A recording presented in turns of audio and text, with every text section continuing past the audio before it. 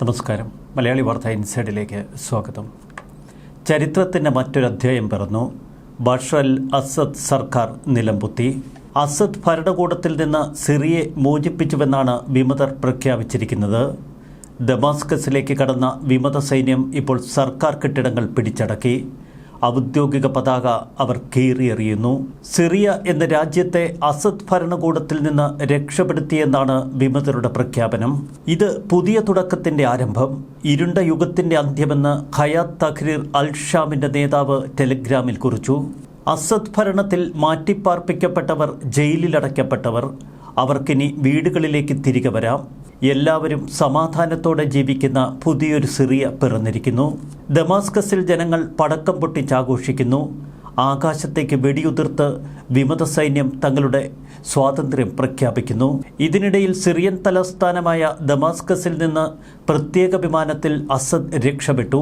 ഒപ്പം കുടുംബാംഗങ്ങളും, ഭാര്യയും 2 മക്കളും ഭാര്യ സഹോദരങ്ങളുമൊക്കെ അസദിനൊപ്പം രക്ഷപ്പെട്ടു. അസദ് ഭരണകൂടത്തിൻ്റെ ഔദ്യോഗിക സൈന്യം കാര്യമായ പ്രതികരണത്തിനോ പ്രതിരോധത്തിനോ ശ്രമിച്ചില്ല. പൂർണ്ണമായും വിമതസേനയ്ക്ക് മുന്നിൽ അവർ കീഴടങ്ങി. സിറിയയിലെ വിമത സൈന്യം 5 യുദ്ധമുഖങ്ങളാണ് ഒരേ സമയം തുറന്നിട്ടത്. മിന്നൽ വേഗതയിൽ മുന്നേറിക്കൊണ്ടിരുന്ന HTS തന്നെ ദമാസ്കസിലേക്ക് ഇരച്ചുകയറി. ഇറാൻ പിന്തുണയുള്ള ഹിസ്ബുള്ളയുടെ സുരക്ഷയിൽ തന്നെയാണ് ദമാസ്കസ് എന്നും നിലനിന്നിരുന്നത്. എന്നാൽ ശക്തമായ ആക്രമണത്തിന് തയ്യാറെടുത്തുകൊണ്ട് വിമത സൈന്യം ദമാസ്കസിലേക്ക് ഇരച്ചെത്തിയപ്പോൾ ഹിസ്ബുള്ള ഒരു പിടിച്ചുനിൽപ്പിന് പോലും ശ്രമിച്ചില്ല. വിമത സൈന്യം നടത്തിയ അതിശയകരമായ മിന്നൽ നീക്കങ്ങൾ. ഹമ കീഴടക്കിയതിനു ശേഷം മിന്നൽ വേഗതയിലാണ് ഹോംസ് എന്ന പ്രധാന നഗരത്തിലേക്ക് HTS കുതിച്ചത്. ഹോംസിനെ കീഴടക്കാൻ മണിക്കൂറുകൾ മാത്രമേ അവർക്ക് വേണ്ടി വന്നുള്ളൂ. പിന്നീട് സിറിയൻ തലസ്ഥാനമായ ദമാസ്കസ് ലക്ഷ്യമാക്കി അവർ പാഞ്ഞു. ഹോംസിന്റെ നഷ്ടം തന്നെയാണ് ദമാസ്കസിന്റെ പതനത്തിന് കാരണം. ദമാസ്കസിനും സിറിയയുടെ തീരദേശ പ്രവിശ്യകളായ ലതാക്കിയയ്ക്കും ടാർട്ടസിനുമിടയിലുള്ള പ്രധാന ഭാഗങ്ങൾ പൂർണ്ണമായി HTS കീഴടക്കി. അൽഖുസൈർ എന്ന നഗരം പൂർണ്ണമായി ഹിസ്ബുള്ളയുടെ നിയന്ത്രണത്തിലുള്ള പ്രദേശമായിരുന്നു. എന്നാൽ അപ്രതീക്ഷിത വിമത സൈന്യ നീക്കത്തിൽ അക്ഷരാർത്ഥത്തിൽ തകർന്നുപോയി ഹിസ്ബുള്ള. ലെബനനുമായി അതിർത്തി പങ്കിടുന്നതിന് തൊട്ട് മുൻപുള്ള പ്രദേശമാണ് അൽഖ്വയ്സർ. സാധാരണയായി ലെബനനിലെ ഹിസ്ബുള്ളയ്ക്ക് ആയുധങ്ങൾ കൈമാറ്റം ചെയ്യുന്ന ഇടം.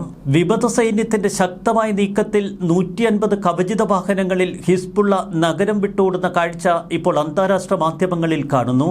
ഹിസ്ബുള്ളയുടെ വാഹനവ്യൂഹം നീങ്ങുന്നതിനിടയിൽ ഇസ്രയേൽ ശക്തമായ വ്യോമാക്രമണം തുടർന്നു.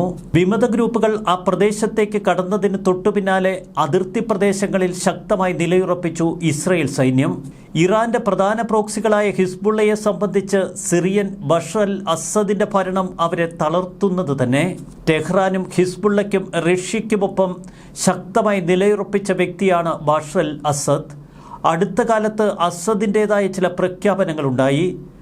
തങ്ങൾ ഇറാൻ സഖ്യത്തിൽ ശക്തമായി നിലകൊള്ളുമെന്നാണ് അസദ് പ്രഖ്യാപിച്ചത്. ഇത് അമേരിക്കയെ ചൊടിപ്പിച്ചത് ചില്ലറയൊന്നുമല്ല. അസദിൻ്റെ ഈ പ്രഖ്യാപനം വലിയ അലോസരമുണ്ടാക്കി ഇസ്രയേലിനും.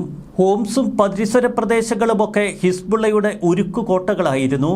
എന്നാൽ ഹോംസിലേക്ക് കടന്നു വന്ന HTS വിമത സൈന്യത്തിന് കാര്യമായ ചെറുത്തുനിൽപ്പൊരുക്കാൻ ഹിസ്ബുള്ളയ്ക്ക് കഴിഞ്ഞില്ല.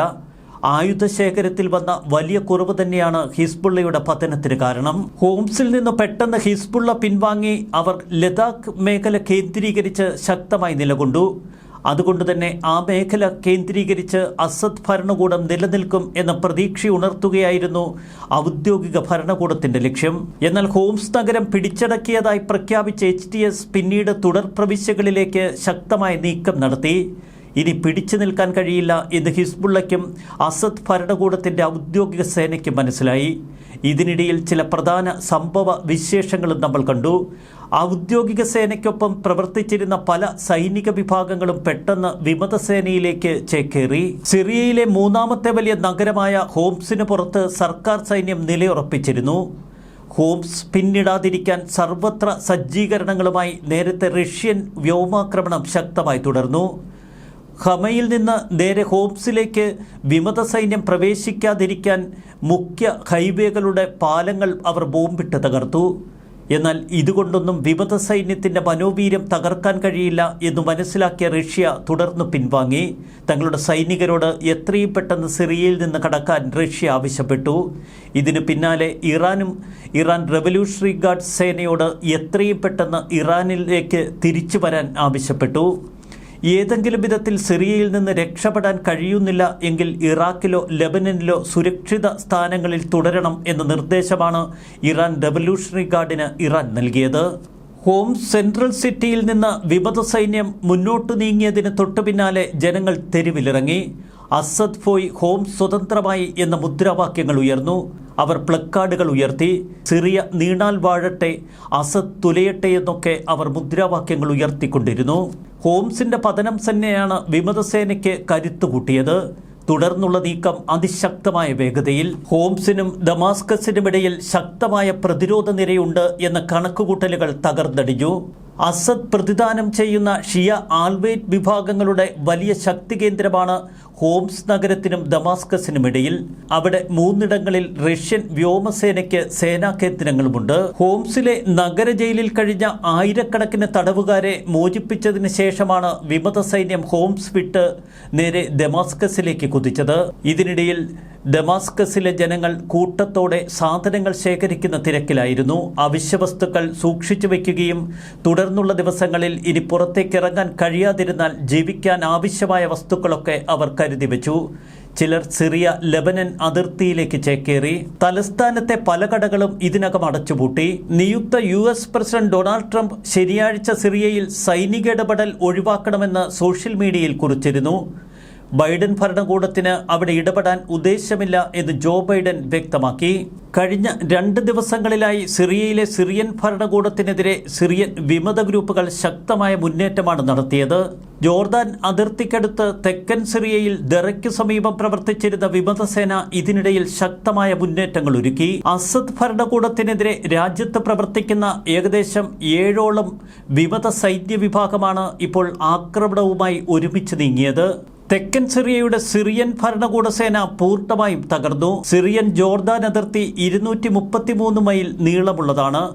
ദറായിലെ വിമതർ ഈ അതിർത്തിയിലൂടെ ഏകദേശം 100 മൈലിലധികം ഇതിനകം തന്നെ കീഴടക്കി കഴിഞ്ഞു. ജോർദാനുമായി അതിർത്തി പങ്കിടുന്ന മറ്റൊരു പ്രധാന ഭാഗം സുവൈദ കേന്ദ്രീകരിച്ചുള്ള പ്രവിശ്യയാണ്. ദ്രൂസ് വിഭാഗത്തിന് ഏറെ ശക്തിയുള്ള ഈ പ്രദേശത്ത് വലിയ മുന്നേറ്റം ദ്രൂസ് നേതൃത്വത്തിലുള്ള വിമത സൈന്യം കൈവരിച്ചു. 1920-ൽ ഫ്രഞ്ചുകാർക്കെതിരെ അതിശക്തമായ മുന്നേറ്റമൊരുക്കാൻ കഴിഞ്ഞ ദ്രൂസ് വിഭാഗത്തിന് ഇക്കുറി ശക്തമായ ആക്രമണങ്ങളിലൂടെ നിരവധി മേഖലകൾ പിടിച്ചടക്കാൻ കഴിഞ്ഞു. 1921-ൽ ഒരു ദ്രൂസ് സംസ്ഥാനം തന്നെ ഈ പ്രദേശം കേന്ദ്രമാക്കി പ്രവർത്തിച്ചിരുന്നു. ദ്രൂസ് പ്രദേശത്തിന് ഒരു സ്വയംഭരണ സംസ്ഥാനം ആഗ്രഹിക്കുന്നു. അതുകൊണ്ട് തന്നെ വിമത സൈന്യത്തിൽ മറ്റൊരു വിഭാഗമായി ഇവർ പ്രവർത്തിക്കുന്നു. ദ്രൂസ് മേഖലയ്ക്ക് തൊട്ടടുത്തുള്ള ദാൻഫ് ബേസിന് ചുറ്റുമുള്ള പ്രദേശങ്ങൾ US പിന്തുണയുള്ള സിറിയൻ വിമതരുടെ പ്രദേശമാണ്. സിറിയയിൽ 8 വർഷം പഴക്കമുള്ളതും ISനെതിരെ പോരാടുന്നവരുമായ വിമത സേനയാണ് ഇവർ. ഈ ഗ്രൂപ്പിനെ മഖ്വീർ അൽ തൗഴ അല്ലെങ്കിൽ ചുരുക്കത്തിൽ MAT എന്ന് വിശേഷിപ്പിക്കപ്പെടുന്നു. റവല്യൂഷണറി കമാൻഡോ ആർമി എന്നാണ് അമേരിക്ക ഇവരെ അഭിസംബോധന ചെയ്യുന്നത്. വെടിനിർത്തലിന് ശേഷം അമേരിക്കയുടെ പിന്തുണയോടെ ഒരു ശക്തി പ്രദേശമായി ഈ ഭാഗം തുടരുന്നു. അമേരിക്കൻ സേനാ താവളം വർഷങ്ങളായി ഇവിടെ പ്രവർത്തിക്കുന്നു. 2024 ജനുവരിയിൽ അമേരിക്കയുടെ സേനാ കേന്ദ്രത്തിലേക്ക് ഒരു മിസൈൽ ആക്രമണം നടന്നു. തുടർന്ന് ഔദ്യോഗിക സേനയ്ക്കെതിരെ ചില പ്രത്യാക്രമണം അമേരിക്കയുടെ നേതൃത്വത്തിൽ നടത്തിയിരുന്നു. ഇപ്പോഴിതാ താൻ കേന്ദ്രീകരിച്ച് പ്രവർത്തിക്കുന്ന വിമത സൈന്യ പാബിറ ലക്ഷ്യമാക്കി നീങ്ങുകയും കൂടുതൽ പ്രദേശങ്ങൾ സ്വന്തമാക്കുകയും ചെയ്തു. ഇറാഖ് അതിർത്തിക്കടുത്തുള്ള ഗരാബ് എന്ന തന്ത്രപ്രധാനമായ പർവ്വതം അവർ കൈയടക്കി. ചുരുക്കത്തിൽ താൻഫിൽ നിന്നുള്ള വിമത സൈന്യം ഇപ്പോൾ ശക്തമായ ആക്രമണങ്ങളാണ് തുടരുന്നത്. ഒരു വശത്ത് HTS, മറുവശത്ത് താൻഫ് കേന്ദ്രീകരിച്ചു നീങ്ങുന്ന വിമത സേന. ഇറാഖുമായി സിറിയ അതിർത്തി പങ്കിടുന്ന അൽബുക്മൽ പ്രദേശം ഹിസ്ബുള്ളയുടെ ശക്തി കേന്ദ്രമാണ്. കദേബ് ഹിസ്ബുള്ള എന്ന തീവ്രവാദ വിഭാഗമാണ് ഈ ഭാഗം നിയന്ത്രിക്കുന്നത്. ഇപ്പോഴിതാ US പിന്തുണയുള്ള സിറിയൻ ഡെമോക്രാറ്റിക് ഫോഴ്സ് ഈ മേഖലയൊന്നാകെ പിടിച്ചടക്കിയിരിക്കുന്നു. പാൽബിറയിൽ നിന്ന് പലായനം ചെയ്യാൻ വിധിക്കപ്പെട്ടവരായി ചുരുക്കത്തിൽ കത്തൈബ് ഹിസ്ബുള്ള. 2014 മുതൽ 17 വരെ ഐസിസ് കൈവശപ്പെടുത്തിയിരുന്ന ഡീർ എസ്സോർ എന്ന പ്രദേശം ഇപ്പോൾ വിമത സൈന്യത്തിന്റെ കൈവശമാണ്. മറുവശത്ത് സിറിയൻ ഡെമോക്രാറ്റിക് ഫോഴ്സും തുർക്കിയുടെ പിന്തുണയോടെ മുന്നോട്ട് നീങ്ങുന്ന വിമത സൈന്യവുമൊക്കെ. വിമത സൈന്യങ്ങൾ ഒന്നായി പല പ്രദേശങ്ങളും കീഴടക്കുന്ന കാഴ്ചയാണ് നമുക്ക് മുന്നിൽ. അസദ് ഭരണകൂടം വീണാൽ സിറിയ പലതായി പങ്കിട്ടെടുക്കും എന്നതിന്റെ വ്യക്തമായ സൂചനകൾ. വിമതർ എത്തിയതിന് പിന്നാലെ ദമാസ്കസിന്റെ വിവിധ ഭാഗങ്ങളിൽ ശക്തമായ വെടിവെപ്പുകൾ തുടരുന്നുവെന്ന റിപ്പോർട്ടുകളാണ് പാശ്ചാത്യ മാധ്യമങ്ങൾ നൽകുന്നത്. സിറിയ പൂർണ്ണമായും വിമത സൈന്യത്തിന്റെ കയ്യിൽ. ന്യൂസ് ഡെസ്ക് മലയാളി വാർത്ത ഇൻസൈഡ്.